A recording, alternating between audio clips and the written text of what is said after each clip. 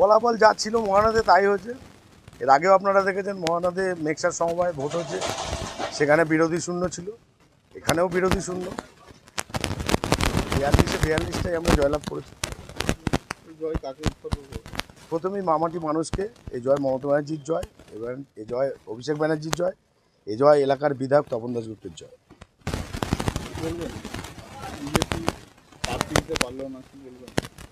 একটা কথা বলি, আপনারা তো সাংবাদিক, আপনারা জানেন যে বিজেপি বলে কিছু আছে বলে আমার তো মনে হয় না গ্রামে গঞ্জে, সারা পশ্চিমবঙ্গে আছে কিনা জানি না, কিন্তু বিজেপি যে এর আগের বার সমবায় নির্বাচন মেক্সারে যখন হয়, তো এখানকার বিজেপির লিডার না, জানি না আমি কে লিডার তাও জানি না, তো উনি বলেছিলেন নাকি ওনারা নোটিশ জানেন না, কবে সমবায় ইলেকশন জানেন না, তো ওনারা কিছুই খোঁজ রাখেন না।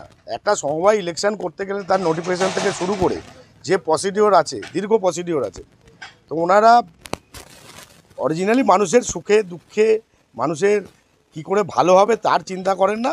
ঘরে বসে বসে ঠান্ডা করে যদি রাজনীতি করে তাহলে এমনিই চলবে।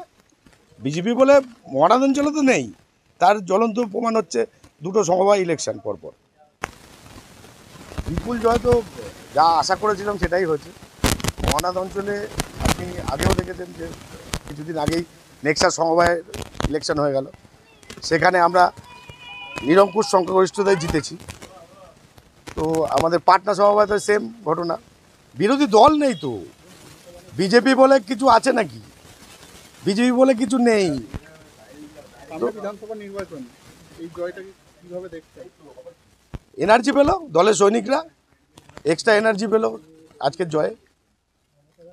আর আপনার এই যে বিজেপিরা আপনাদের প্রতিদ্বন্দ্বিতা করতে পারলো না, এটা নিয়ে কী বলবেন?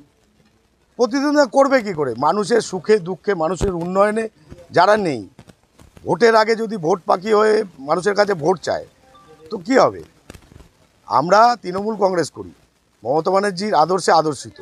আমরা সারা বছর মানুষের পাশে থাকি, আমাদের সৈনিকরা সারা বছর মানুষের পাশে থাকে। সেই উন্নয়নের ধারাকে অব্যাহত রাখতে দিকে দিকে তৃণমূলের এই জয়লাভ। কতগুলো আসনে জিতলেন? 42টা আসন, 42টাতেই আমরা জয়লাভ করেছি।